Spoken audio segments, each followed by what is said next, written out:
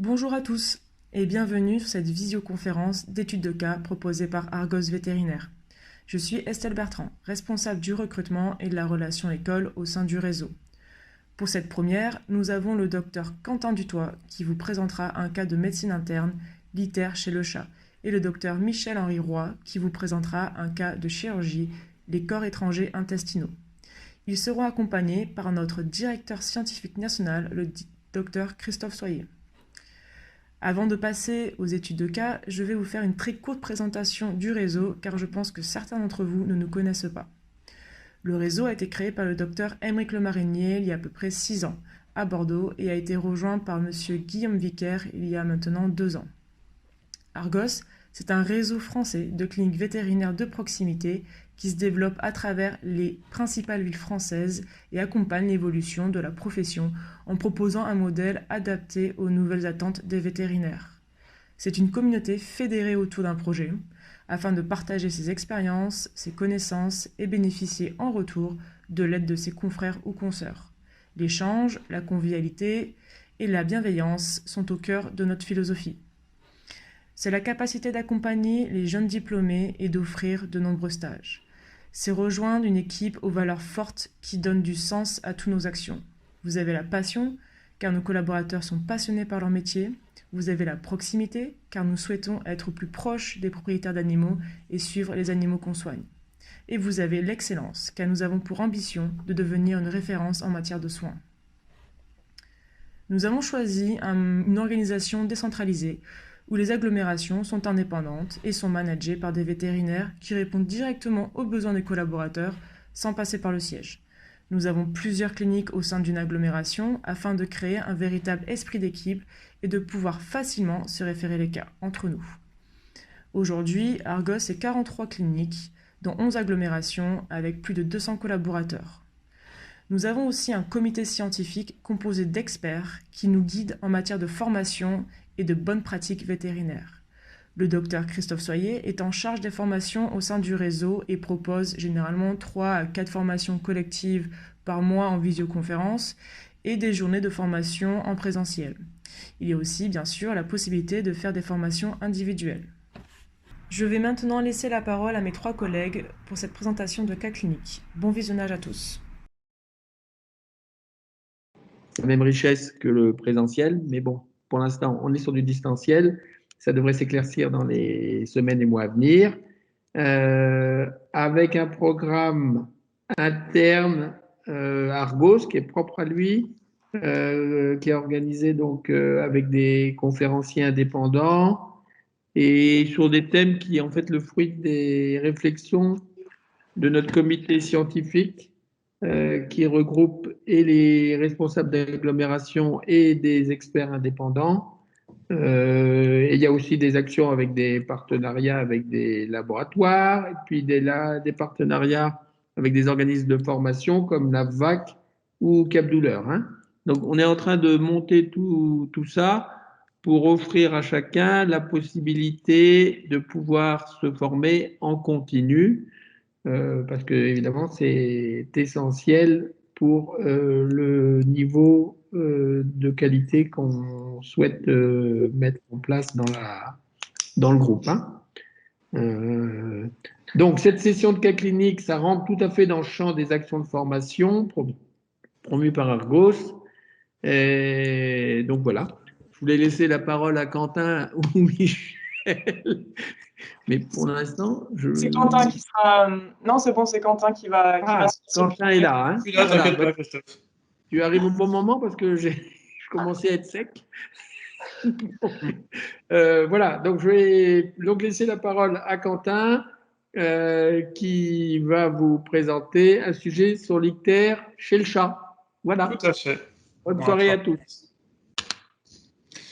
Alors. Tac. Voilà.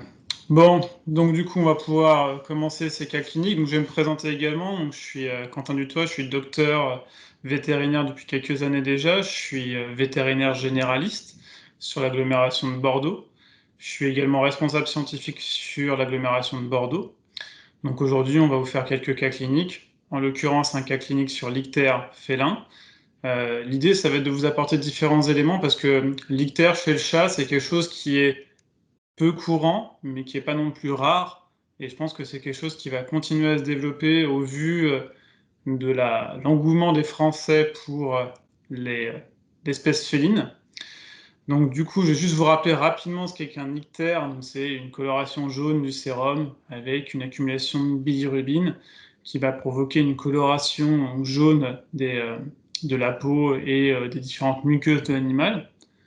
Il faut savoir qu'il y a de nombreuses causes à l'origine d'un ictère, et on va essayer de voir justement comment on peut avoir une démarche rigoureuse au niveau de diagnostic pour nous aider au maximum. Alors, au niveau du sommaire, je voulais juste vous rappeler, donc ça c'est une démarche typique d'un cas clinique, c'est quelque chose auquel vous êtes assez habitué dans vos universités respectives. Je pense que c'est quelque chose qu'il faut que vous conserviez dans votre façon de travailler par la suite. Ça vous permet d'éviter d'oublier des choses et d'avoir une démarche assez structurée. Alors, je ne me targue pas de pouvoir avoir les compétences ou les connaissances de vos enseignants ou cliniciens, et je vais essayer plutôt de vous mettre des remarques justement pratiques, de cliniciens pratiques, on va dire, dans cette démarche-là.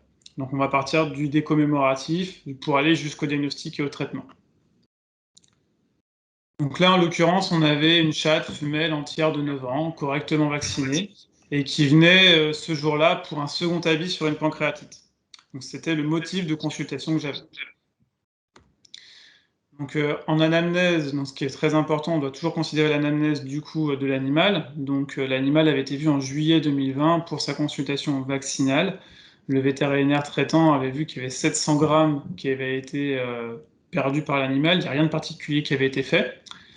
En décembre 2020, on peut voir qu'il y a une dysorexie qui apparaît chez l'animal.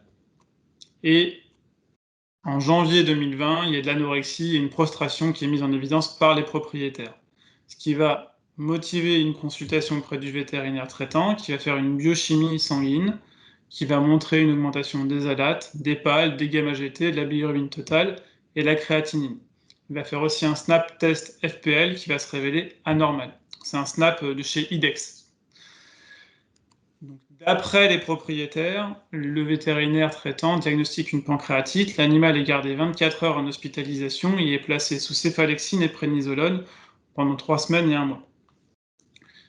Donc cette prise en charge va permettre une petite amélioration de l'animal, il va reprendre 500 grammes, il y a quand même une petite dysorexie, du méléna au début du traitement, il y a toujours des vomissements, donc l'animal va pas être complètement rétabli, et ça va justifier un second avis auprès de la consultation auprès d'Argos, dans une des cliniques dans laquelle je travaille, pour du coup, au bout d'un mois et demi, un deuxième avis sur cette pancréatite. En ce qui concerne la consultation avec l'examen clinique, il fallait savoir que l'animal était assez agressif, c'était pas forcément évident. Donc l'animal avait un amaigrissement et une amyotrophie, une NEC à 3/9. Il était abattu, déshydraté parce que du coup il était anorexique. Il y avait une tachypnée et une tachycardie. Alors, concrètement, ça, c'était peu interprétable au vu de l'état agressif de l'animal. J'ai réussi à faire une petite palpation au niveau abdominal de l'animal, puisque on avait mis une serviette sur la tête du chat, mais c'était assez limité. Et autrement, ce qu'on pouvait voir, c'est qu'il y avait une très nette coloration jaune des muqueuses, que ce soit oculaire, de la peau ou autre. Hop. Là, justement, vous avez une image des muqueuses de l'animal, vous voyez qu'ils sont très très jaunes, donc c'était très marqué sur cet animal. Vous avez généralement des ictères qui peuvent être souvent moins marqués. Donc on va faire la liste des anomalies qu'on a à ce moment-là pour savoir ce qu'on va rechercher pour notre diagnostic différentiel et sur quoi on va raisonner. Je pense que ça c'est important que vous le conserviez en tête, hein, cette idée de liste des anomalies. Prenez le temps de vous poser et de réfléchir sur votre cas sans forcément partir bille en tête sur une anomalie.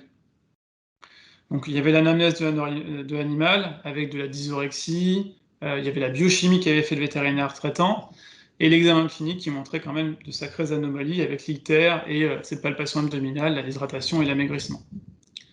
Alors justement, je vous refais une petite remarque, on va dire pratique là-dessus. Essayez d'avoir un examen clinique assez rigoureux sur vos animaux, d'avoir une démarche systématique. Donc souvent on vous dit de la tête à la queue. Alors après chacun fait comme il veut. Enfin, je veux dire, tant que vous voyez tout, eh bien, c'est l'idée. L'idée, c'est de ne pas oublier quoi que ce soit dans votre examen clinique. faut pas vous précipiter non plus sur une seule anomalie, comme je vous disais, essayez de garder cette idée d'avoir une liste d'anomalies pour réfléchir, et surtout considérez bien l'historique de l'animal. Ça, c'est important. L'anamnèse, ça sert énormément dans vos réflexions cliniques, et on va en parler justement à la fin du cas clinique sur cet animal-là, parce que du coup, ça va avoir une considération.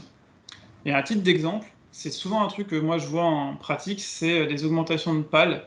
Il n'y a pas plus tard qu'il y a 2 semaines, j'ai un animal qui m'a été référé pour faire une échographie abdominale dans le cadre d'une recherche d'un Cushing, parce que le vétérinaire de notre groupe avait pu voir une augmentation des pales isolées. Et quand je reçois les propriétaires, je leur demande s'ils n'ont pas vu d'autres vétérinaires entre-temps. Et en fait, ils me disent qu'ils ont vu un autre vétérinaire parce que l'animal se grattait, et du coup, qui a fait une injection de corticoïdes, et du coup, qui a augmenté les pales. Donc du coup, en fin de compte, on a attendu 2 semaines, 2-3 semaines, pour refaire une biochimie qui a montré que les pales étaient normaux. Et donc du coup, on avait vraiment tout simplement des pales cortico-induits, et juste avec l'historique de l'animal, on arrive à avoir des réflexions plus logiques. Donc en ce qui concerne le diagnostic différentiel sur cet animal, on va partir sur le diagnostic différentiel de l'ictère. Donc normalement, vous devez le savoir, je pense que ça c'est quelque chose que vous maîtrisez, il y a 3 grands types d'ictère. Il y a l'ictère préhépatique, donc dans ces cas-là, on a une destruction des globules rouges en grande quantité, et on va avoir une saturation du métabolisme avec une production très importante de bilirubine. Un ictère hépatique, où là on a une atteinte du parenchyme hépatique avec une diminution du coup de sa fonction, donc l'animal peut plus correctement métaboliser l'hème de l'hémoglobine, et il va y avoir une accumulation de bilirubine. Ou sinon le post-hépatique, et dans ces cas-là, l'animal, ce qui va lui arriver, c'est qu'il ne va pas pouvoir correctement évacuer sa bile, il y a une cholestase, et vu que la bilirubine est dans la bile, on va avoir dans ces cas-là une accumulation de bile chez l'animal. Alors vous allez voir, il y a différents tableaux avec les différentes causes sur les différents types, hépatique, hépatique, post-hépatique. L'idée, c'est pas que vous reteniez ça par cœur, l'idée c'est d'avoir ça en tête un petit peu et de savoir où le retrouver. Et surtout, en plus, c'est pas du tout exhaustif, hein. Vous avez des tableaux qui sont bien mieux réalisés soit par vos enseignants, soit dans des livres de médecine interne. Juste pour vous remontrer à quel point c'est assez large comme cause. Ça va de l'infectieux au désordre électrolytique, ça peut être très bien une mycoplasmose comme une AHMI, donc c'est vraiment très large.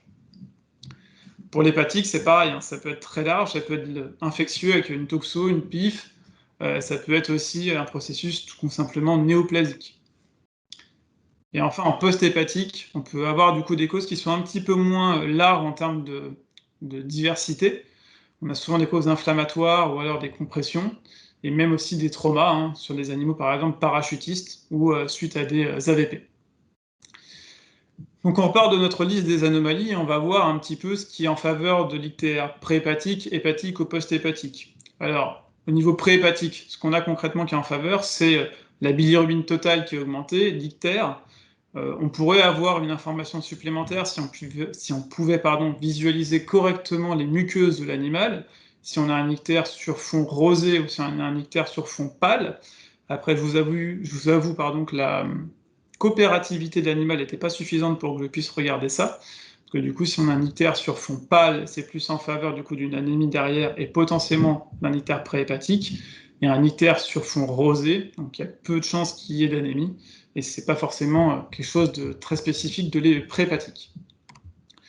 Au niveau hépatique, donc il y a à la fois l'anamnèse, la biochimie qui montre une augmentation des paramètres de la cytolyse, de la cholestase, une augmentation de la bilirubine totale également, et l'examen clinique avec l'ictère majeur et les différents éléments.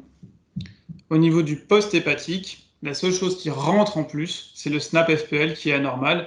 Dans ces cas-là, on peut avoir une pancréatite associée à une triade, et du coup, un élément post-hépatique chez l'animal.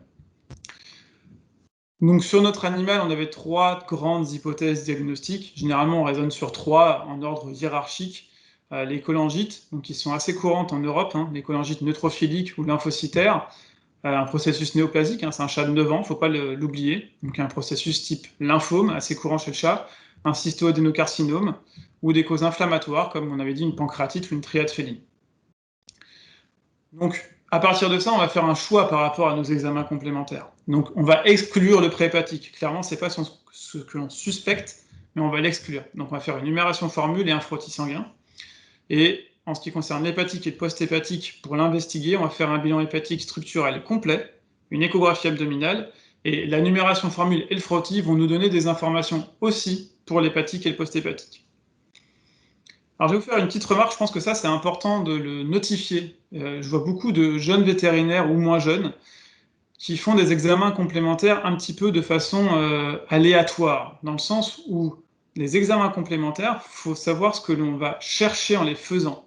Je vous ai mis ce petit pêcheur là avec une croix, l'idée c'est on ne va pas à la pêche au résultat, ça veut dire que on ne fait pas des examens en espérant trouver quelque chose qui puisse nous aider. L'idée c'est vous faites des examens avec l'idée de ce que vous voulez chercher et ce que vous voulez trouver. Parce que du coup, si vous n'avez pas la notion de qu'est-ce que vous regardez et qu'est-ce que vous voulez trouver, bah, vous risquez d'avoir des résultats que vous ne comprenez pas, et surtout vous risquez de faire des examens qui ne sont pas nécessaires. Il y avait quelque chose que je faisais quand j'encadrais des étudiants, on faisait un petit jeu, c'était l'étudiant qui gagnait, c'était l'étudiant qui faisait le moins d'examens complémentaires pour arriver au diagnostic du cas clinique que je posais. Donc essayez de garder ça en tête. Et de la même façon, il faut toujours se demander pourquoi on réalise un examen pour pouvoir l'expliquer au propriétaire. Parce que quand vous vous expliquez bien au propriétaire, déjà il est plus enclin à faire les examens complémentaires, donc vous vous retrouvez généralement moins le bec dans l'eau, mais en plus il va potentiellement être plus investi, et du coup peut-être qu'il va vous donner des informations que vous n'aviez pas précédemment, qui peuvent être vraiment importantes. Donc, juste en parallèle, pour vous rappeler que l'animal, on ne l'a pas laissé comme ça pendant les examens, on l'a mis sous phytothérapie, analgésie, sous vitamine K, on va en parler après. On l'a sondé au niveau naso-œsophagien, on l'a mis sous antiémétique ou en traitement de soutien. Et justement, une autre petite remarque, et je pense que ça, il faut que vous le considériez, il ne faut pas que vous négligiez la sous-alimentation des animaux hospitalisés, alors particulièrement les chats, on sait qu'ils ont vraiment tendance à être anorexiques facilement. À titre d'exemple, je pense qu'il y a 10-15 ans, il n'y avait pas ce réflexe, par exemple, de mettre des cathéters sur les animaux hospitalisés ou même en anesthésie. Aujourd'hui, je pense que vous, jeunes vétérinaires ou futurs jeunes vétérinaires, vous êtes clairement dans cette optique, on anesthésie un animal ou on hospitalise un animal, on met un cathéter. Et je pense qu'aujourd'hui, il faut qu'on se dise ça aussi pour sonder l'animal. Un sondage naso-œsophagien, ça prend 10 minutes, c'est pas traumatisant et c'est quelque chose de nécessaire pour le traitement. Il y a souvent, ça c'est des choses que vous entendrez peut-être avec des vétérinaires dans votre pratique généraliste, c'est il mangera quand il ira mieux. Non, non, il ira mieux quand il va manger. Ça c'est important pour vous. Alors après, il faut regarder aussi pourquoi il ne mange pas. S'il est stressé, s'il a mal, c'est des choses à considérer aussi. Parce que si on peut résoudre le problème sans le sonder, très bien. Mais s'il ne mange pas, il faudra potentiellement le sonder. Donc ça, c'est l'examen complémentaire qu'on a réalisé chez l'animal. Alors du coup, donc ça c'est le bilan hépatique, biochimique, structurel complet. Ce qu'on peut voir, c'est en résumé une cholestase, une cytolyse hépatique et un ictère majeur sur l'animal. Au niveau de la numération formule, on a une anémie qui est assez modérée, hein, clairement, on a 7 grammes d'hémoglobinémie. On n'a pas de modification au niveau de la numération formule du leucogramme. Ce qu'on peut voir, c'est l'anémie, mais par contre, au frottis sanguin, il y a une anémie régénérative, donc ça c'est important de noter, et une neutrophilie et une lymphopénie. Donc ça montre par contre qu'il y a potentiellement un stress corticoïde et qu'on puisse tout à fait avoir un processus inflammatoire ou infectieux chez cet animal. Pareil, pensez bien à demander des frottis. Même si vous travaillez en centre normal, on va dire généraliste, vous pouvez envoyer des frottis auprès de laboratoires extérieurs. Au niveau de l'imagerie, donc l'échographie abdominale, je ne vais pas vous détailler toutes les lésions ou autres qu'on a pu voir, juste on va regarder les conclusions. Donc il y avait des signes de cholestase, des signes, donc des images compatibles avec de la cholangite, une hépatite, une lipidose ou une néoplasie. Des images qui peuvent être en faveur d'un cystoadénome ou un cystoadénocarcinome, et des images qui peuvent faire penser du coup à une cholécystite. Tout ça fait que du coup, sur notre diagnostic différentiel, c'est vraiment les causes hépatiques et post-hépatiques, comme on le suspectait, qui étaient en faveur de l'anomalie. Justement, en remarque, je pense que ça c'est important aussi pour vous, c'est assez difficile souvent sur ces cas-là à avoir l'origine, on va dire, hépatique ou post-hépatique. À titre d'exemple, si vous avez un calcul biliaire, au début il va être purement post-hépatique, provoquer une cholestase, mais s'il y a une cholestase importante pendant un certain temps, ça va avoir une répercussion au niveau du parenchyme hépatique et avoir des répercussions au niveau hépatique. Et du coup, l'ictère va être mixte. Et c'est pareil, l'inflammation des voies biliaires atteint le parenchyme hépatique et vice-versa. Donc de temps en temps, c'est difficile d'avoir le côté qui est l'œuf ou la poule. Au vu de l'examen d'imagerie et de la biochimie, on s'oriente plus vers une cholangite neutrophilique ou lymphocytaire. ou un processus néoplasique type lymphome ou cystoadénocarcinome. Alors, qu'est-ce qu'on va faire pour investiguer ça? On peut faire soit une cytologie ou une biopsie hépatique, et on va faire une cholécystosynthèse. Je vais insister juste sur une petite chose, donc la cytologie ou la biopsie hépatique. Le gold standard aujourd'hui, ce qui est recommandé dans les publications, c'est la biopsie hépatique. Alors on va être très clair, c'est pas quelque chose qui est aisé à réaliser, on n'a pas le matériel, les compétences ou les connaissances. Typiquement, nous, on n'a pas du tout ce genre de choses. Donc du coup, on a choisi plutôt de faire une cytologie. Et accessoirement, la biopsie est plus invasive et nécessite la réalisation d'un TQ-TCA sur ce genre d'animaux, sachant qu'ils ont souvent une augmentation de TQ-TCA avec une hémostase secondaire qui est moins compétente, parce que du coup, il y a une métabolisation de la vitamine K au niveau du foie. Et pour éviter d'avoir des saignements lors de biopsie, généralement, on vient complémenter en vitamine K à l'animal. De la même façon, on préfère complémenter aussi en vitamine K, même si on fait des cytologies. Sachant qu'une cytologie vient faire essentiellement mettre en cause l'hémostase primaire, ce qu'il faut vous vérifier surtout, c'est avoir une numération formule où on a une numération plaquettaire normale, voire refaire une numération plaquettaire au frottis juste avant de faire l'histologie. Et du coup, la cholécystosynthèse va nous aider avec une bactériologie et une cytologie. Donc la bactériologie aéro-anaérobie sur bile revient négative sur ce chat, et à la cytologie au niveau de la bile et du foie, donc on voit des inflammations avec des neutrophiles essentiellement. Donc on va parler de cholangite neutrophilique et d'hépatite neutrophilique associée, sachant que généralement ce genre de maladie est associé à la présence de bactéries dans la bile, essentiellement des E. coli. C'est pas le cas là, on va en parler un peu après, mais ça peut ne pas être le cas ou on peut ne pas le mettre en évidence. Donc le diagnostic qu'on va poser à ce moment-là, c'est une cholangite neutrophilique associée à une hépatite neutrophilique. Le traitement pour ce genre de choses, c'est une antibiothérapie, donc ciblée si possible quand votre antibiogramme vous montre quel antibiotique est le plus adapté. Et ensuite, c'est des traitements de soutien et symptomatiques, donc la réalimentation, donc un sondage, comme on a pu en parler, la phytothérapie, des antiémétiques, une analgésie, des antiacides, la vitamine K, et donc les SAMe, la S-adénine méthionine, qui est un antioxydant au niveau hépatique. Donc l'animal va être hospitalisé, il va reprendre progressivement l'alimentation, il y a une diminution des vomissements, voire une absence. L'amélioration elle est discrète de l'animal. Malheureusement, on va pouvoir le garder que 2 jours. On va le sortir sous antoline et amoxicilline, acylclavulanique et maropidan, parce que les propriétaires, d'un point de vue financier, ça commence à être difficile. Alors malheureusement, on sait que ce genre de prise en charge nécessite généralement une hospitalisation assez longue et des soins à la maison longs. Et du coup, au bout de 2 semaines, l'animal est toujours abattu, il a repris de l'anorexie, il est vraiment pas en très bon état général. Les propriétaires ne souhaitent pas davantage de soins, donc en fait l'animal il va être sous traitement palliatif encore 2 semaines et il va être euthanasié en tout 4 semaines après l'hospitalisation. Alors je vous montre des petites photos de l'autopsie qu'on a réalisée sur cet animal. Donc c'est un foie là qu'on voit de chat, donc il y a une hépatomégalie majeure. Le foie il est jaune, il était très friable. On peut voir aussi qu'il y a une très grosse vésicule biliaire, il y a un épaississement de la vésicule biliaire, on va le voir juste après. Et on peut voir, je pense que vous allez voir avec mon pointeur, il y a des lésions kystiques qu'on peut déjà même voir macroscopiquement. Là on le voit, hein, donc on voit très bien que là on a un épaississement de la vésicule biliaire à gauche, et à droite en fait il y a des kystes bileux au niveau du parenchyme hépatique à cause de la cholestase qui était présente au niveau de cet animal. Donc c'était vraiment un foie très très remanié. Donc vous vous doutez bien que c'est pas avec 48 heures d'hospitalisation que ce genre de choses va se régler. Petite remarque enfin, c'est par rapport à la bactériologie sur la bile de notre animal, donc, qui était négative. Alors c'est peu en faveur de ça, hein. Il peut y avoir des cas où vous n'avez rien, mais si on réfléchit un peu, je parlais tout à l'heure de l'anamnèse et de l'historique, notre animal il a été mis sous céphalexine, en fait, quelques temps avant. Et ça peut tout à fait produire une négativité de la culture bactérienne. Donc, vous voyez comme quoi, dans votre démarche diagnostique, ça a un réel impact et ça peut jouer même sur quelque chose que vous n'avez pas fait avant et qu'un autre vétérinaire a fait. En conclusion, je voudrais juste donc insister sur le fait qu'il faut une réflexion sur les examens complémentaires que vous réalisez. Vraiment réfléchir à ce que vous voulez trouver et comment les faire. Et vous rappeler que sur ce genre d'atteinte, donc les ictères, ou en tout cas les atteintes hépatiques chez le chat, ça nécessite des prises en charge souvent très longues. Et ça nécessite aussi de mettre des examens en cause. Donc là, par exemple, la cytologie, la cholécystosynthèse. Allez pas me faire des examens complémentaires qui ne sont pas forcément nécessaires. Je veux dire, gardez aussi du coup là on reparle financier, mais des moyens financiers pour une prise en charge hospitalière qui risque d'être longue.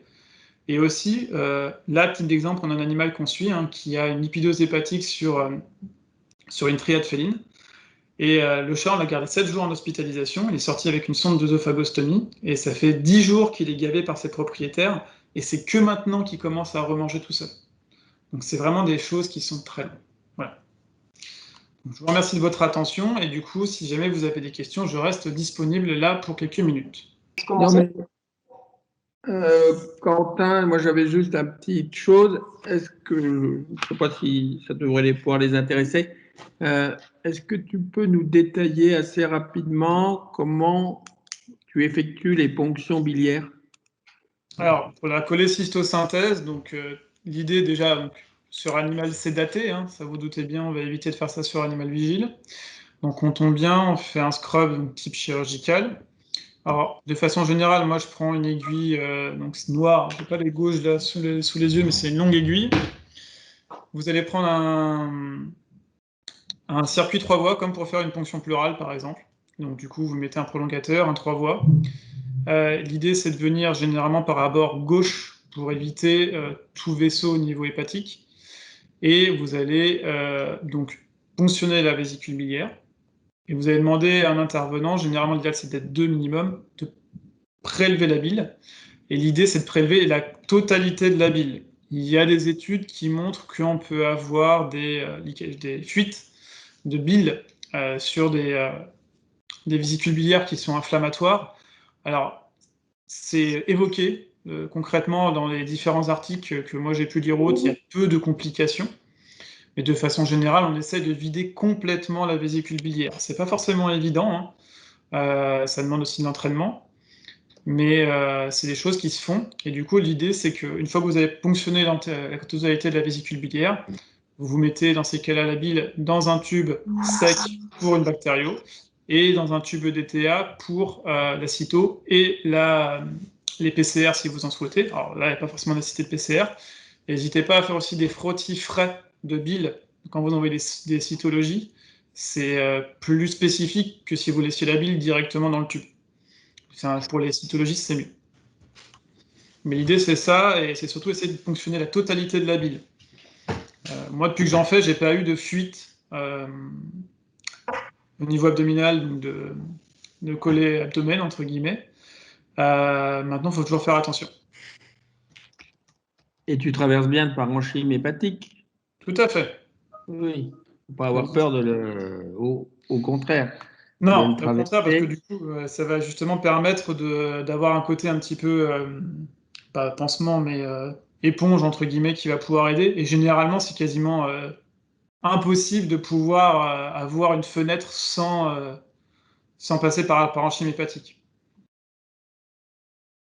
Et de la même Ok, très façon, bien. du coup, si vous voulez faire une cholécystosynthèse, moi je vous recommande de faire un comptage plaquettaire avant, parce que vous passez le parenchyme hépatique, du coup. Et donc, du coup, numération plaquettaire simple, c'est vous faites un frottis sanguin, vous faites la moyenne sur 10 champs à l'objectif 100, et vous faites x 15 000, et dans ces cas-là, vous avez votre numération plaquettaire estimée.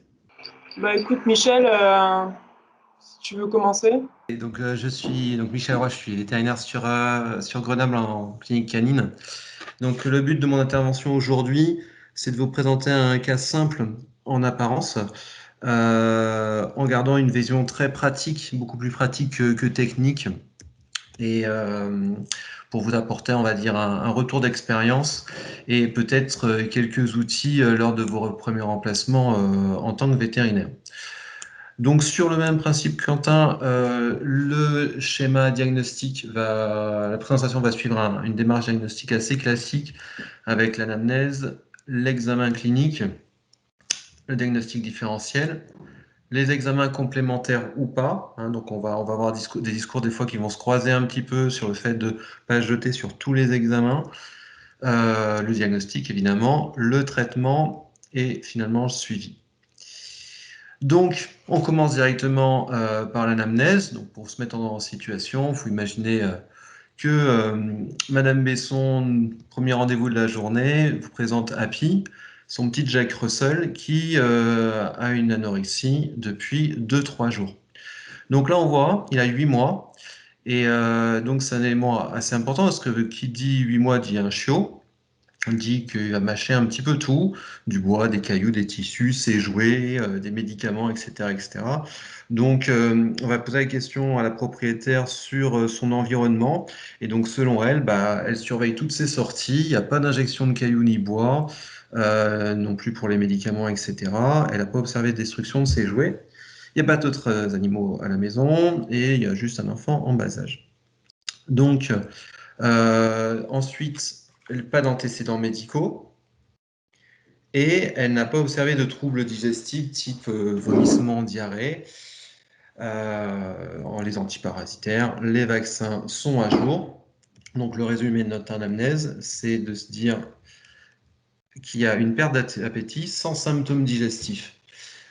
Maintenant, on passe à l'examen clinique. Ouais, il y a des choses qui vont se répéter un petit peu. Du nez au bout de la queue, bah, je considère que c'est un élément important pour avoir une certaine routine. Euh, Toujours pareil, on essaye de se mettre en situation. Vous êtes dans votre salle de consultation, la propriétaire est devant vous et elle va vous parler. Et donc, elle va vous parler du chien, évidemment. Elle peut vous parler aussi de plein d'autres choses. Et donc, il va falloir faire le tri dans ces informations. Et en suivant une certaine routine, ça va vous éviter soit de louper certains symptômes parce que vous avez trop écouté la propriétaire, soit de passer à côté de quelques informations qu'elle va vous donner et qui seront, on verra plus tard, intéressants pour le diagnostic. Donc, je commence. La tête, donc on va vérifier les réflexes neuronormal, les muqueuses sont bien rosées, pas de lésion buccale qui pourrait expliquer pourquoi l'animal ne mange pas. Il n'y a pas de fil sous la langue. Alors ça, c'est un petit élément qu'il faut regarder. Les corps étrangers sous la langue, ça peut être intéressant quand ils ingèrent des corps étrangers filaires. Au niveau du cou, on va effectuer le pli de peau pour vérifier s'il y a de la déshydratation. Et effectivement, il est un petit peu déshydraté. Tout ce qui est cardio-respiratoire est normal. Et la palpation abdominale est plutôt souple, un petit peu sensible. Alors là, quelque chose qui peut être intéressant, c'est quand vous palpez votre animal, quand vous allez tomber sur une zone éventuellement douloureuse, il va pouvoir vraiment se retourner ou essayer de vous mordre. Donc c'est intéressant quand vous le palpez d'aller regarder un petit peu au niveau de la respiration, au niveau de la tête. La respiration, quand il a un petit peu mal, elle peut s'arrêter, genre juste un petit spasme. Et au niveau de la gueule, on va pouvoir voir des léchages de babine ou des déglutitions.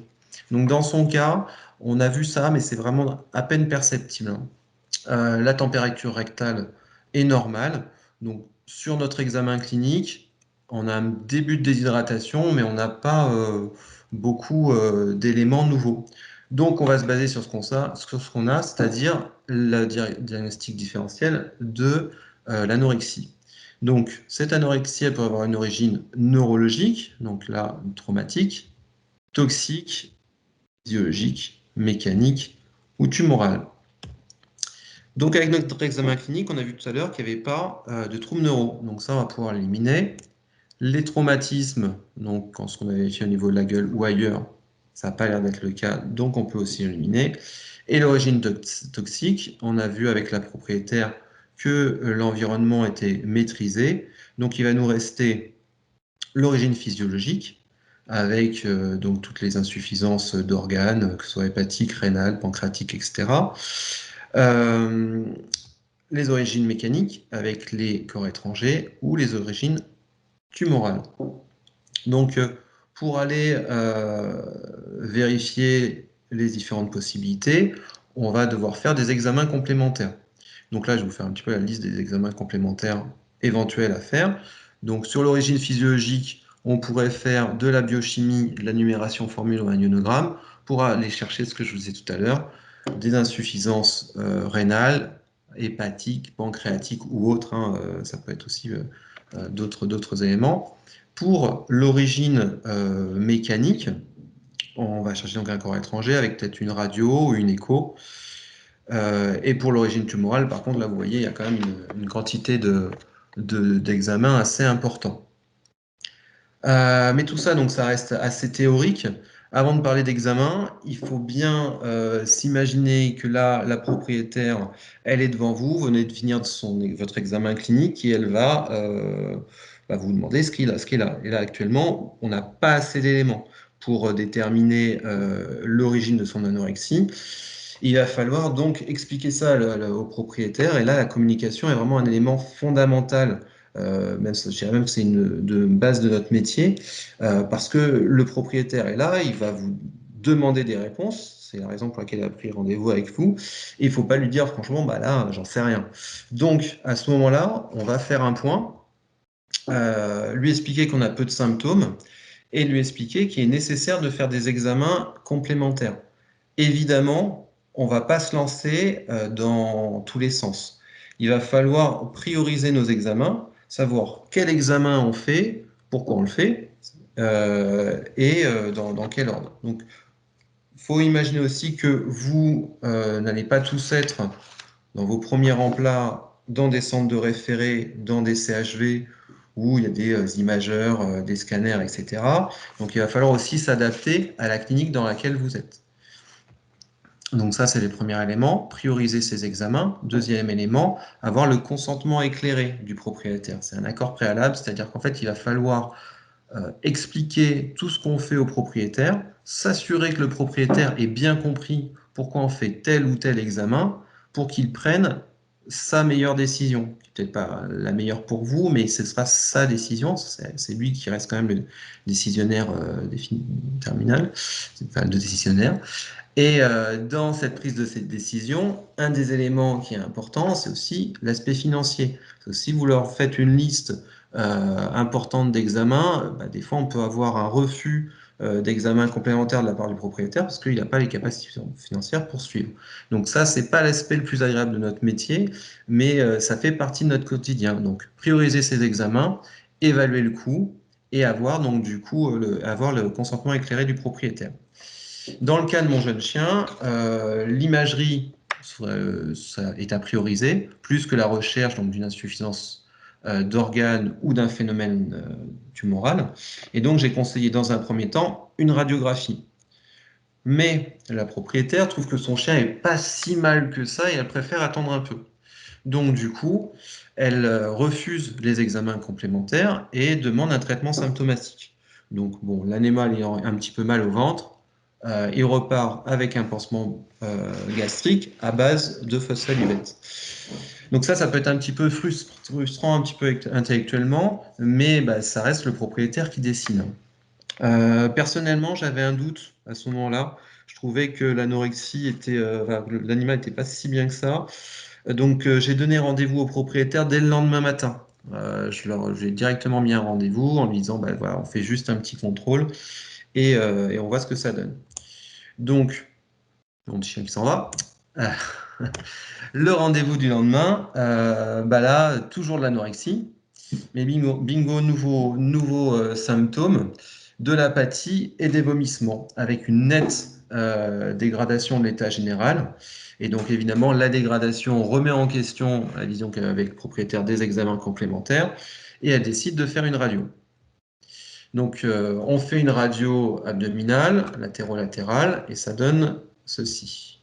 Hop, ça donne ceci. Voilà. Donc, quand on voit une radio comme ça, il faut tout d'abord avoir une vision globale, et on se rend compte que la radio, elle paraît floue. En fait, elle n'est pas si floue que ça. Hein. C'est un élément qu'on verra donc dans notre diagnostic plus tard.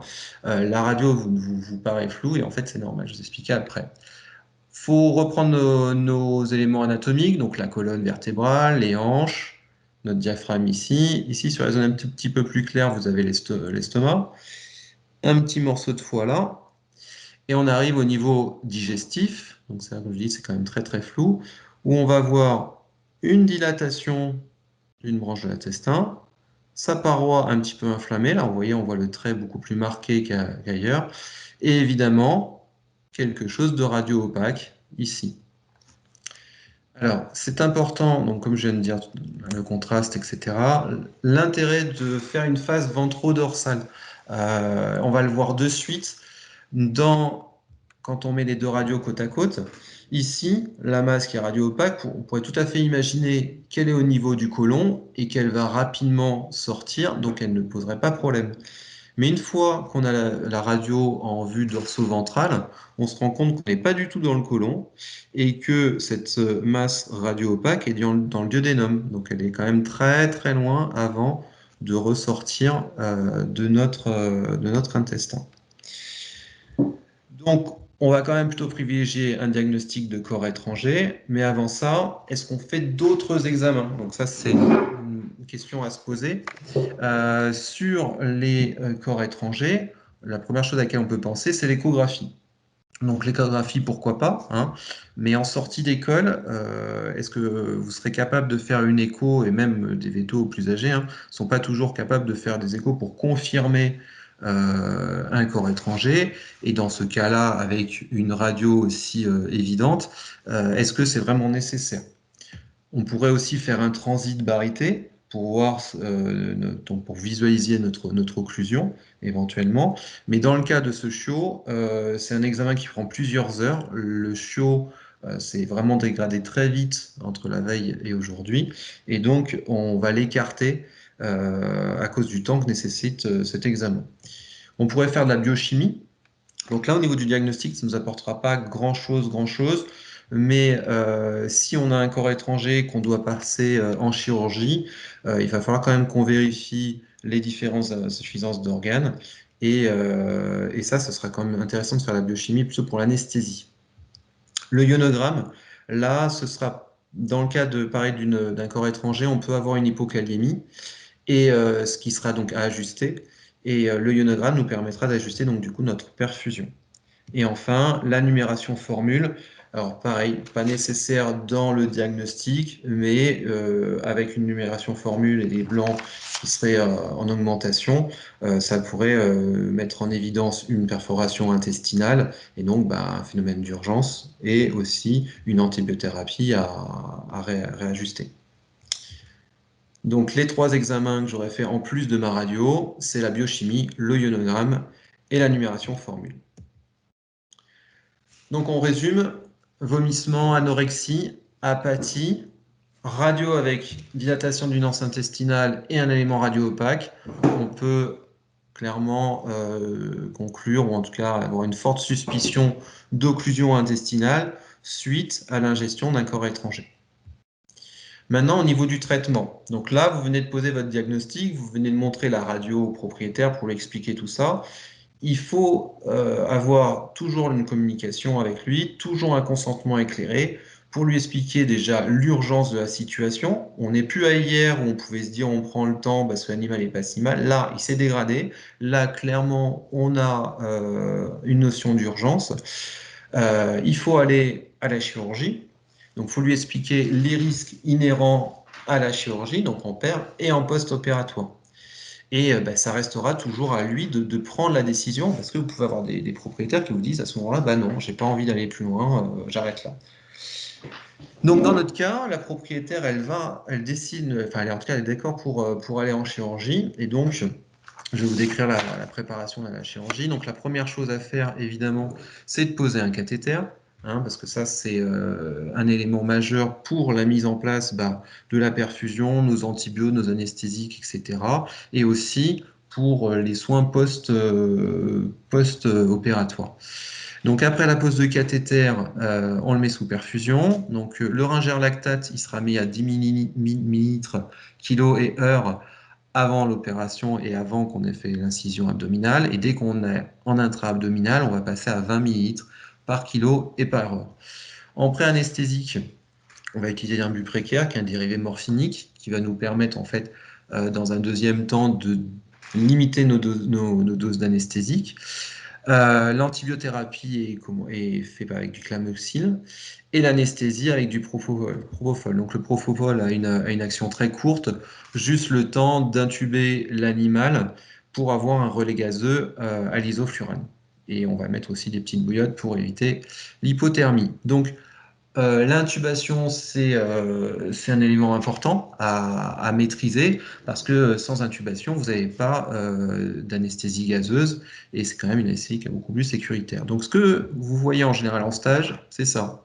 c'est-à-dire un veto qui pose sa sonde et vous n'avez pas grand-chose. Mais vous, ce que vous allez rechercher, c'est ça. Donc, on va écarter, tenir la langue d'une main pour arriver à repérer l'épiglotte et aller mettre notre tube au niveau de la trachée ici. Donc ensuite, là, je vais vous décrire de manière théorique la chirurgie et après, je vous montrerai en image. Donc, la chirurgie d'une entérotomie, il faut oublier le S là. Donc, on a un abord médial sur la ligne blanche. Alors, je vous ai mis une petite photo ici. Bon, c'est une chaîne qui est gestante, mais c'est surtout pour voir cette ligne blanche qui apparaît vraiment bien ici. Et c'est là que vous allez inciser, d'ailleurs un petit peu plus haut, parce que là, on est au niveau de l'ombilique. Hein. Donc, on va faire une incision au niveau de la ligne blanche et vous allez faire une exploration complète de la cavité abdominale parce que même si on a une masse à un endroit, il faut quand même aller vérifier ailleurs si on pourrait tout à fait tomber sur des corps étrangers non radio-opaques. Et donc, la palpation sur toute la longueur du tube digestif, donc à partir de l'estomac jusqu'au côlon, vous allez le palper, le sentir manuellement. Et une évaluation de la couleur. Hein. La couleur de la paroi et la vascularisation peut déjà vous donner une idée aussi des endroits lésés et des zones où il y a des corps étrangers. Ensuite, une fois que vous avez repéré votre corps étranger et votre branche intestinale, vous allez extérioriser, si c'est possible en tout cas, l'intestin. Rajouter des champs opératoires pour vraiment limiter la contamination. Clairement, vous sortez votre intestin de la zone opératoire, vous mettez un champ en dessous et vous le posez dessus. Avec les doigts ou avec les pinces de chaque côté du corps étranger, vous allez refouler le contenu intestinal. Alors, je conseille plutôt avec des doigts parce que les pinces, ça peut être un petit peu traumatisant. Et l'incision se fait toujours en aval du corps étranger, pas sur le corps étranger. Parce que si vous incisez sur le corps étranger, c'est une zone déjà lésée et on risque d'avoir des soucis de cicatrisation derrière. Donc, en aval du corps étranger et sur le bord antémésentérique pour éviter évidemment les gros vaisseaux. On pousse sur cette incision, on va pousser le corps étranger donc dans l'incision qu'on a faite et on va l'extraire. On va faire évidemment très attention à l'asepsie parce que là, vous avez tout le contenu digestif qui peut se déverser dans la cavité abdominale. Et la suture se fait avec du monofil à aiguille ronde type PDS. L'aiguille ronde, en fait, est achromatique par rapport à l'aiguille triangulaire qu'on verra plus loin. Donc, la suture se fait sous forme de surjet ou de points simples. Moi, je préfère les surjets personnels.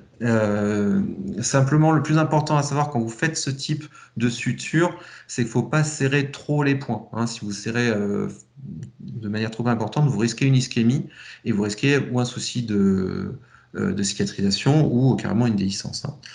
Hein. Une fois que la suture est faite, on va faire une hypoclisation. Donc, on va prendre l'épiplomb et le poser sur notre suture. On va aussi vérifier l'étanchéité, c'est-à-dire que vous allez reprendre le contenu intestinal, le refaire passer devant votre suture pour voir si tout est bien hermétique. Et on va rincer ensuite au sérum physiologique. Une fois que vous avez fait tout ça, vous changez vos gants, vous changez votre matériel pour que tout ce que vous avez utilisé pour la gestion du corps étranger, de la suture, etc., soit mis de côté. Ensuite, on refait une suture musculaire en 3 plans. Hein. Donc, on va faire la suture musculaire au niveau de la ligne blanche, le sous-cutané et le cutané. Et cette fois-ci, plutôt avec un fil à aiguille triangulaire qui a l'avantage d'aller pénétrer le tissu très facilement, mais qui est plus traumatique. Là, on s'en fiche, on est sur du muscle. Donc, voilà les photos qu'on peut réaliser. Donc là, clairement, on peut voir notre corps étranger. La photo est un petit peu floue, mais on peut voir une différence quand même de coloration entre ici un rose très clair et ici un rose qui se rapproche quand même pas mal du rouge. Hein. Donc comme je vous disais tout à l'heure, la coloration est un élément aussi pour voir où est le corps étranger. Ensuite, là, on voit l'incision qui est faite donc en aval du corps étranger. La sortie du corps étranger. Et ensuite, on commence la suture qui va donner au final ceci. Donc là, on est plutôt sur une suture. Moi, je préférais les surgés, mais là, on est sur une suture en points séparés. On prend l'épiplomb et on n'est plus employees. D'accord? Là, finalement, le corps étranger, bah, c'était un morceau de jouet. Donc, comme je disais tout à l'heure, c'est important de bien écouter la propriétaire. Elle avait bien dit qu'il n'avait pas déchiqueté ses jouets, mais elle avait dit qu'elle avait un enfant en bas âge. Et donc, le chiot avait bouffé un des jouets du gamin. En post-opératoire, en général, je les garde à peu près 48 heures. En général, hein. Donc, on va faire une reprise d'alimentation assez rapide dans les 12 heures avec une alimentation très assimilable type ILS, ID, de manière fractionnée. Et on va continuer donc notre antibiothérapie, nos antalgiques, donc on peut mettre en place anti-inflammatoires et les morphiniques, ça va dépendre de la douleur de l'animal, ça c'est un petit peu au cas par cas. Et on va continuer les perfusions. Le risque majeur, évidemment, c'est la déhiscence de la suture intestinale qui va s'observer par une anorexie. Donc, vu que je les réalimente, s'ils ne mangent pas rapidement, c'est qu'il y a un souci. À la palpation abdominale, il y aura de la douleur et on peut avoir une persistance des vomissements et voire une hyperthermie. Donc, si c'est le cas, vous refaites un bilan sanguin et éventuellement, vous pouvez aussi faire une écho abdominale pour une recherche assez simple de liquide dans la paroi abdominale. Donc, au bout des 2 jours, s'il y a une reprise de l'appétit, on laisse ressortir le chien, souvent sous antibiotiques. Je fais en général un contrôle de plaie 5 jours après et 15 jours après. Les points sont retirés et quand tout va bien, bah, l'intervention est terminée. Voilà. Donc, on peut voir dans ce cas que le diagnostic n'est pas immédiat, hein. Des fois, on a besoin de temps. On a besoin de temps pour faire les examens. On a besoin de temps à laisser aux propriétaires pour qu'ils prennent les bonnes décisions. Et il ne faut pas hésiter à faire, quand on voit que le propriétaire est un peu réfractaire aux examens complémentaires, faut pas le culpabiliser surtout, hein, en disant bah, si on fait pas ça, vous prenez des risques, etc. Faut le responsabiliser en disant bah ok, vous n'êtes pas d'accord avec ces examens complémentaires, moi je pense qu'il faudrait les faire, mais ce qu'on va faire, c'est qu'on va faire de la surveillance, de l'observance, et s'il y a quoi que ce soit, vous revenez vers moi. Et dans les cas où, c'était le cas à présent, où je me doutais qu'il y avait quelque chose de plus grave, j'ai carrément donné un rendez-vous dès le lendemain pour être sûr que le propriétaire revienne. Parce que si vous lui dites, bah, vous revenez si ça va pas, vous restez enfin, vous en restez au jugement du propriétaire et il peut avoir du mal à juger l'état de son animal et donc bah, il risque de revenir beaucoup trop tard. Voilà. Donc ça, c'était le cas que je voulais vous présenter sur un corps étranger intestinal. Pendant que Estelle va essayer de régler le problème, on va essayer de voir. Il y avait donc quelqu'un qui avait levé la main. Cette personne-là, elle peut, si elle veut, prendre la parole avec le micro, hein, et poser la question si elle veut. Merci pour votre présentation, docteur. Alors, j'ai une question par rapport à l'hypokaliémie. Comment vous l'expliquez? En fait, l'hypokaliémie dans ce cas-là, c'est une... Ah, purée, j'ai vu ça il n'y a pas longtemps. L'hypokaliémie fait que, en fait, c'est dû au fait que la muqueuse intestinale sécrète du potassium et c'est une hypersécrétion donc dans la lumière de l'intestin de potassium qui explique l'hypokaliémie, pour faire simple.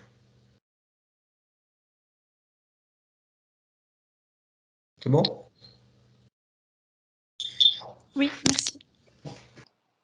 Si. Alors, je me présente. Je suis étudiant vétérinaire à l'Institut agronomique vétérinaire au Maroc. Et ma question est par rapport à l'organisation de votre réseau de cliniques, parce que c'est un concept nouveau qu'on n'a pas au Maroc. Et je voulais savoir comment ça marchait. Est-ce que les vétérinaires étaient des salariés ou est-ce qu'ils étaient des déteneurs de parts de leur clinique? Est-ce que c'est eux qui financent leur clinique ou c'est vous que vous vous chargez de tout ça? Donc, j'aimerais bien avoir plus d'informations là-dessus, si c'est possible. Oui, bon, je pense que je vais répondre à ça.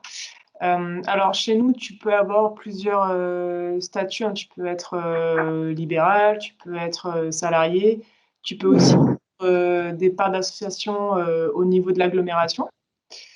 Après, en ce qui concerne tout ce qui est financement du matériel, tout ça, bah, c'est le groupe, hein, qui prend en charge. Voilà, est-ce que j'ai répondu à ta question? Oui, oui, merci. Pas de problème. Est-ce que vous avez d'autres questions? Je crois qu'il y avait Alice Noël qui avait levé la main. Je ne sais pas si elle voulait poser une question. Oui, bonjour. Tout d'abord, je m'excuse, je ne suis pas du tout en fin de cursus, donc c'est sans doute une question auquel je saurai répondre les prochaines années, mais vous avez parlé dans la procédure de chirurgie, vous avez parlé à la fin je n'ai pas retenu le terme, mais de quelque chose que vous faisiez avec le mésentère. J'ai cru comprendre un peu comme si vous le retourniez. Est-ce que vous pourriez préciser cette partie-là de la chirurgie? Vous voyez de quoi je parle? C'était à la diapo 13. C'était l'hypopylisation. Donc en fait, ce qu'on fait, c'est qu'on va aller positionner les pipelons sur la cicatrice afin de permettre d'avoir un effet de drain. Et donc ça permet une meilleure cicatrisation. D'accord, par une sorte d'imbibition de par les pipelons? Qu'est-ce qui justifie cette meilleure cicatrisation? Comme je disais, je pense qu'il y a bon, je vous avoue, je pense que c'est juste un effet de drain qui va évacuer tout ce qui est liquide inflammatoire. Oui, Voire, d'accord. donc Merci beaucoup. en général, ce que je fais, c'est quand c'est comme ça, c'est que vu que je fais insurger et que j'ai des chefs aux deux extrémités, je le fixe avec les chefs des extrémités pour pas que ça bouge. Ah, voilà, d'accord. Merci. Merci beaucoup. De Ouais. façon générale, quand on a une ouverture de viscère, ça peut être recommandé de faire donc, une omentalisation, comme disait Michel. Et ça aide que ce soit sur le tube digestif, sur la vessie ou l'estomac, à titre d'exemple. Ça permet de potentialiser la cicatrisation et ça évite généralement les fuites qui peuvent être présentes. Ah oui, je vois, d'accord. Merci. Il y a ça, et puis ça apporte, c'est très riche au niveau du système immunitaire, hein, les pipelons, et c'est pour ça qu'il y a même des techniques comme les abcès prostatiques, où en fait on les ouvre et on bourre la cavité des pipelons, hein. Donc au-delà de l'effet de pansement, de drainage, il y a vraiment un apport du système immunitaire, parce que le mésentère est très riche de ce côté-là, hein. Et est-ce qu'on peut se permettre de déplacer les pipelons un peu plus à gauche, à droite, entre guillemets, pour aller jusqu'à l'endroit à drainer? On peut se permettre de le déplacer ou il faut vraiment le remettre exactement à la bonne place? Michel, je te laisse répondre. Ah, oui, non, on peut le déplacer sans problème, hein. Sans problème, pour moi, il n'y a pas de souci. Enfin, Tant qu'on ne vient pas faire de striction ou qu'on ne vient pas faire que les pipelons ne viennent pas provoquer une tension, il n'y a pas de problème, hein. Typiquement, ce que disait Christophe, on peut l'utiliser là, sur les abcès prostatiques, c'est assez connu, hein, d'épiploïser ou de faire des marsupialisations, et du coup, on épiploïse à l'intérieur de la cavité.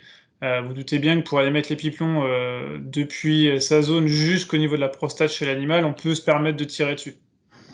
Effectivement, oui. Merci beaucoup. Moi, je voulais juste vous inviter tous, si vous devez faire qu'un examen complémentaire avant de passer au bloc suite à des vomissements, c'est de faire un ionogramme. S'il y en a un qui est disponible dans la structure dans laquelle vous exercez.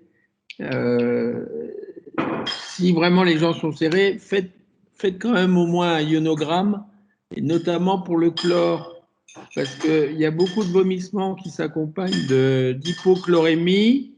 Et il faut savoir qu'il faut mieux attendre d'avoir remonté sa chlorémie avant de partir au bloc, parce que le manque de chlore au niveau sanguin va faire que l'hémoglobine va fixer certes l'oxygène, mais il ne va pas pouvoir le délivrer. Donc, vous allez augmenter vos risques de mortalité péropératoire. Donc, il n'y a jamais urgence à se précipiter au bloc. Si le chlore est un peu bas, il faut mieux attendre 2 heures, 3 heures perfusé avec du NaCl plutôt que de penser que l'obstruction qui serait à l'origine des vomissements va faire des dégâts irréversibles, hein. Donc, faites un iono. Si vous n'avez pas de iono, bah, vous perfusez avec du NaCl. Si vous avez un iono et qu'il est OK, vous perfusez avec du Ringer. Et si la chlorémie est basse, bah, vous perfusez évidemment avec du NaCl. Et n'hésitez pas à revérifier avant de partir au bloc que la chlorémie, c'est normalisé. Hein. C'est des petites choses auxquelles on ne pense pas, mais qui sont quand même essentielles dans le cadre de la chirurgie digestive consécutive à des vomissements. Hein.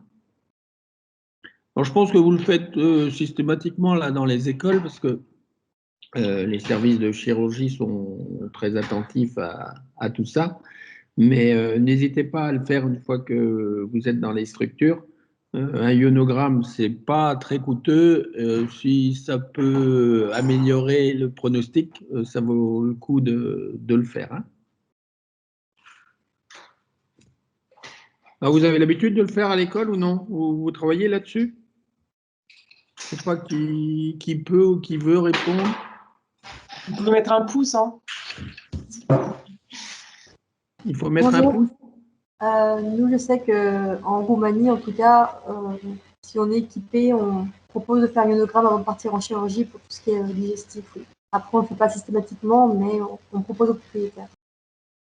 Ok. Ben, c'est pareil, c'est ce que disait Quentin dans sa première présentation.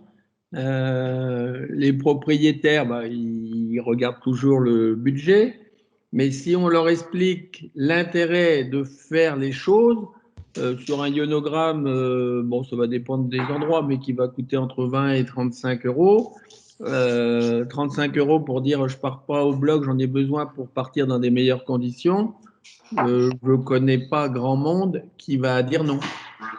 Encore faut-il l'expliquer. Donc ça, de toute façon, c'est une démarche qu'il faut retenir dans tous les cas cliniques, quelle que soit la discipline que vous allez être amené à aborder.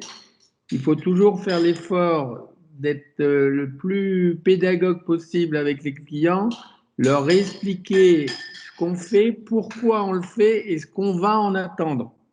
Et vous verrez que d'abord, vous pouvez avoir vraiment une adhésion beaucoup plus large des gens au programme de soins que vous leur proposez et ça peut éviter bien des problèmes a posteriori parce que les gens après ou contestent les soins qui ont été faits ou s'il y a eu un souci n'ont pas été prévenus du bénéfice-risque des choses qu'on pouvait mettre en place. Hein. Donc, c'est pas toujours facile à faire, mais il faut essayer de s'astreindre à cette petite gymnastique, parce que franchement, ça vous amènera vraiment de la facilité dans votre communication avec les propriétaires. Hein.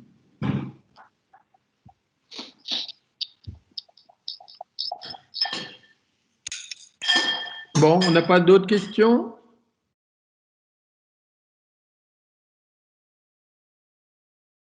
Bon, a priori, non. Allô? Ah si, on a eu Hugues là, qui nous a posé une question. Qui veut poser une question. Allô? Oui. Vous m'entendez? Oui, j'avais une question par rapport au cas de Quentin. Oui.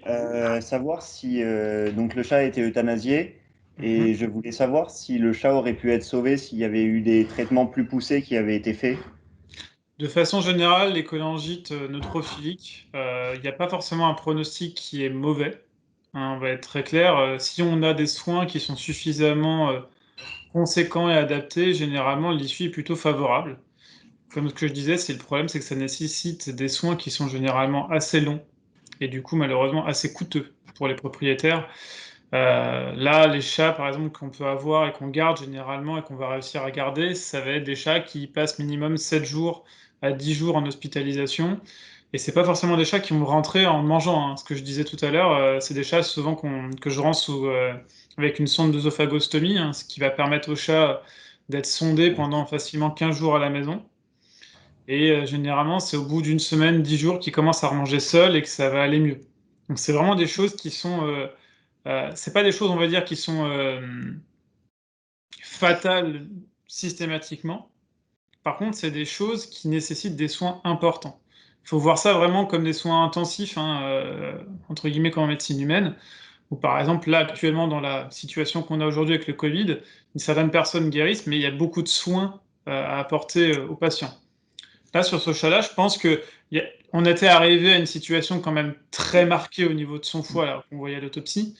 Mais si ça avait été peut-être pris un peu plus tôt et si on avait eu plus de possibilités d'un point de vue financier, je pense qu'on aurait pu en tout cas avoir une part de réussite conséquente.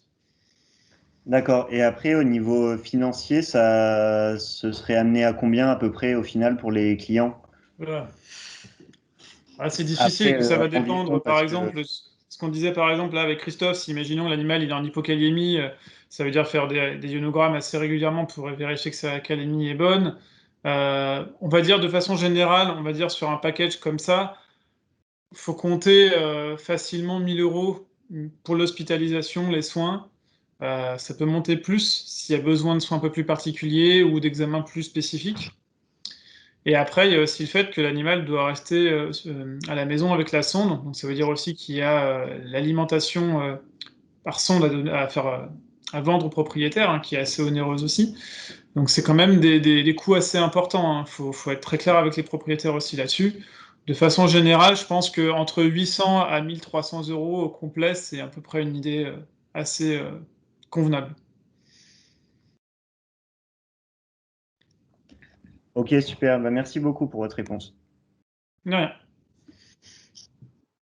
Est-ce qu'il y avait d'autres questions d'ailleurs par rapport au cas que j'ai présenté, tant qu'à faire? Sinon, ce sera bon. Oui. Vous pouvez prendre la parole, allez-y. Moi, je pense qu'il n'y a plus de questions. J'avais un invité Alice qui levait la main, alors je sais pas si. Bon, Moi, je vois pas. attends.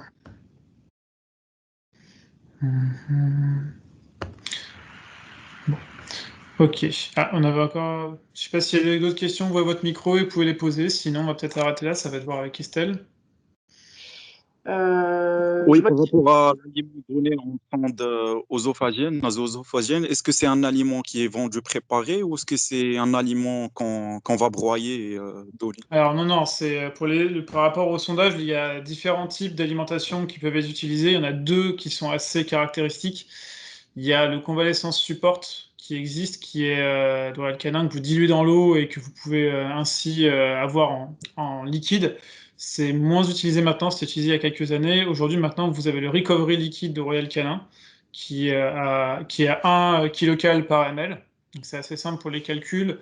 Et après, dans ces cas, il y a des procédures de réalimentation, c'est pareil, on ne va pas réalimenter avec 100% du besoin énergétique de l'animal, on va utiliser au début progressivement et on va augmenter le volume gastrique de l'animal progressivement, parce qu'un chat qui n'a pas mangé pendant plusieurs jours, par exemple, il va avoir une diminution du volume gastrique près de 70% facilement, donc il faut y aller progressivement. Et donc ces aliments-là, c'est des aliments dans le commerce que vous allez vendre aux propriétaires, donc ce n'est pas des aliments que vous broyez. Après, si vous n'avez pas ce genre d'alimentation à disposition, sinon c'est des alimentations en mousse que vous allez diluer en essayant d'éviter d'avoir des morceaux, parce que sinon vous risquez de boucher votre sonde. Sachant qu'une sonde d'œsophagostomie, elle est beaucoup plus large qu'une sonde naso-œsophagienne. Donc si vous n'avez pas d'aliments liquides vraiment, je vous recommande plus de mettre une sonde d'œsophagostomie pour pouvoir mettre un aliment un petit peu plus épais dans la sonde. Ok, merci beaucoup.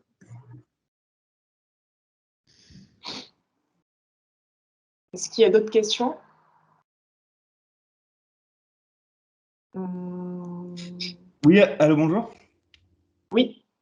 Oui, j'avais une question qui n'a pas trop à voir avec la conférence, mais c'était par rapport à votre structure de NAC. Je voulais savoir un peu enfin, si vous en faites beaucoup, si vous avez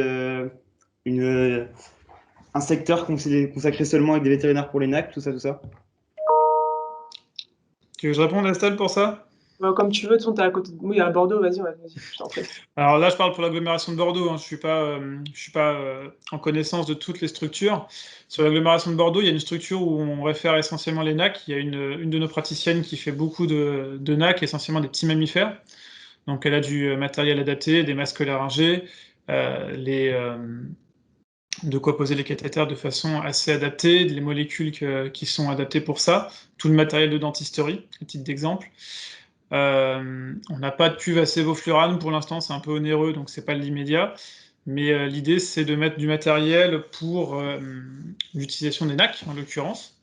Donc, comme disait Christophe, l'idée, c'est qu'il y a de la formation continue. Alors là, la praticienne est arrivée déjà avec un bagage au niveau des NAC, mais c'est pas quelque chose qui est fermé. Donc, ça veut dire que si quelqu'un veut aller s'orienter plus dans une pratique NAC, on peut tout à fait l'accompagner et l'aider. Et on peut tout à fait avoir, dans ces cas-là, des pratiques plus adaptées. À titre d'exemple, on a quelqu'un qui fait de l'échocardio, qui s'est formé en interne en échocardio, et qui aujourd'hui fait pas mal d'échocardio dans le groupe au niveau de Bordeaux. Moi, je fais pas mal d'écho-abdos, je commence à avoir pas mal de référés aussi de médecine des autres praticiens. Voilà, l'idée, c'est un peu ça. Chacun essaie de développer quelque chose. Et là, en l'occurrence, sur Bordeaux, je parle, on a une clinique vraiment où il y a, je pense, facilement 30 à 40% d'activité NAC sur l'ensemble. D'accord, merci beaucoup. Je crois qu'il y a encore une question, Estelle, dans le... Ok. Je sais pas si... Oui, bonjour. C'est par rapport aux conférences comme celle-ci. Vous allez en refaire d'ici la fin de l'année avec nos structures, nos différentes universités ou pas? Bah, qu'est-ce que vous en pensez, Christophe et Quentin? Surtout vous, les acteurs. Moi, Bah, déjà, il faut voir si ce qui s'est passé aujourd'hui, ça vous a plu. Est-ce que ça rentrait dans ce que vous souhaitiez aussi qu'on vous fasse? Parce que du coup, ça a comblé vos attentes ou pas? Est-ce que vous attendez d'autres choses? Déjà, ça, c'est important pour qu'on puisse savoir si on doit continuer sur ce format-là ou sur un format un peu différent. Et après, alors ça demande un peu de temps aussi hein, de préparation. Donc, si la fin de l'année, c'est, on va dire, fin juin, c'est envisageable. Si c'est fin mai, peut-être pas. Non, mais c'est pour ça que ce que disait Estelle, et c'est important que vous répondiez bien justement au questionnaire pour savoir si vous êtes satisfait de ce qu'on a fait. Parce que, si ça correspond à vos attentes. Parce que comme ça, on pourra l'adapter. est-ce qu'on pourrait rajouter voilà. Ce serait, nous, on est vraiment preneurs de vos retours, hein, c'est hyper important pour nous. Donc, voilà, je vais diffuser le sondage par tous les canaux, hein, sur Facebook, LinkedIn ou sur vos groupes Facebook aussi, par vos administrations, parce que forcément, j'ai pas vos mails, mais voilà, il sera visible et on attend vos retours avec impatience. voilà. Et n'hésitez pas à dire quels sont, alors, parce qu'on va en refaire, ça c'est certain. Effectivement, avant fin juin, ça va peut-être être short, mais n'hésitez pas à dire les thèmes qui vous intéressent pour qu'on axe plutôt nos présentations dans ce sens-là. Donc, je ne sais pas si c'est plutôt de la chirurgie, de la médecine préventive, de la dermato, de l'ophtalmo. Alors, l'ophtalmo, ça va être un peu plus compliqué. Mais en tout cas, dites-nous ce dont vous avez le plus besoin pour que nous, on essaye de coller à vos besoins, justement, parce que bah, tout ça, c'est fait pour vous apporter quelque chose. Donc, comme dit Estelle, n'hésitez pas à faire tourmonter le positif comme le négatif pour qu'on améliore les choses et puis que ça corresponde à ce que vous vous attendez. Hein. Parfait. La première fois aujourd'hui qu'on le fait, on sait qu'on essuie aussi les plâtres, hein, c'est normal. Donc du coup, voilà, il faut vraiment que vous soyez acteur de ça, parce que c'est vous qui allez pouvoir nous permettre de vous donner ce que vous désirez. Bon, ben, je pense qu'on a fini. S'il n'y a plus de questions, bon, après, il n'y a plus de questions. En tout cas, merci beaucoup hein, d'avoir participé à cette première conférence d'Argos. Et avec plaisir, on vous retrouvera prochainement hein, pour une nouvelle conférence. Et puis voilà, n'hésitez pas à répondre au sondage, à nous faire vos retours. Et en tout cas, merci beaucoup pour votre participation.